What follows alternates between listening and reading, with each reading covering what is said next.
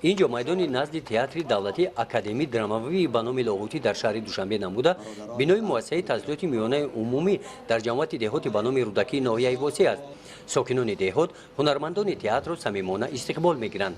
در طلوع این مؤسسه تعلیمی که نام قهرمان تاجیکستان میرزا ترسونزاده را دارد، هنرمندان تئاتر نمایش زنگ به محل را پیشکشی ساکنان این جماعت دهات گردانیدند. این اسپکتاکل با قلم ادیب معروف تاجیک عطا همدم تعلق دارد. کارگردان جوان تئاتر به نام لاهوتی بهرام قربانزاده آن را روی صحنه آورده است. این نمایش یکی از موضوعهای روز را در بر گرفته در آن مدنیت عائله‌داری مناسبت زن و شوهر تجسم یافته است.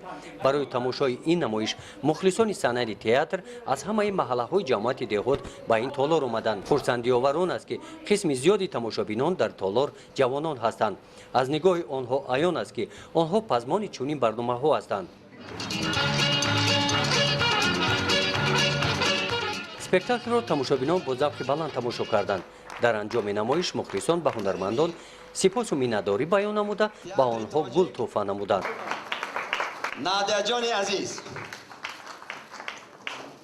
تئاتر آینه زندگی است و این بر اعلی درست است و ما از تماشای این صحنه یک جهان معنی به خود گرفتیم و بسیار شاد هستیم و می‌خواهیم که منامی خیلی تئاترها منامی باز زیادتر تشریف فرمایند. مردم مشتاقی تئاتر است، مشتاق اون است که همون هنرمندان اصلی خود را از نزدیک بیند. خوانندگان ما خوانندگان هستند که تا حال تئاتر چی بوده ایسا نبینند. الان در این نمایش دیدیم که تئاتر چه آدم رو تربیت میکند. تماشابینان از خرسندی حتی با کدام لحظه بودن شما رو تصور نمی‌کردند و از خرسندی شادی زیاد می‌کردند و کف می‌کوفتند و از یکی از آنها پرسان شدیم که آیا شما تئاتر رفته یا اینکه نمایش‌های تئاتری رو تماشا کرده؟ گفتند که نه، ما باری اول است که تئاتر رو دیدیم، تماشا کردیم و از این خیلی خرسند شدیم و از ما بسیار خواهش کردند که از این هم نمایش‌های خوب و جالب پیشکش نموده بهر آنها پیشکش نماییم. هنرمندان تئاتر دولتی اکادمی درامایی به نام لاهوتی برای تماشابین خردسال در ناحیه واسی اسپکتاکل نی سحرناک را نمایش دادند. نی سحرناک از روی اثر فلیکس توشمخمدوف به صحنه گذاشته شده است. این اسپکتاکل در یکچند مؤسسه‌های تعلیمی پیشکشی نورسان گردانیده شد. برای تربیت گیرندگان باغچه بچگانه باشد، اسپکتاکل در تالار امفی‌تئاتر باغ فرهنگی استراحتی ناحیه نمایش داده شد.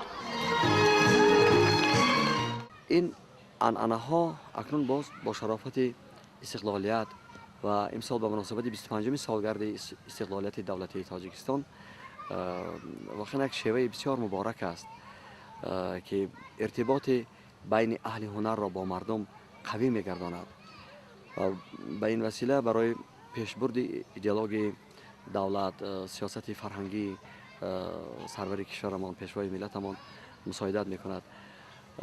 و این هم البته این سفر نیست محض با امر و سپارش‌های پیشوای ملت صورت گرفته است که همیشه اهل هنر با مردم باشند و مردم نزدیک باشند، از وضع و روزگار مردم آگاه باشند و برای مردم بهترین نمایش‌ها را که یک عبرت و نمونه روزگار ایشان باشد پیشنهاد کنند و ما راستی در این کار موفق هم هستیم.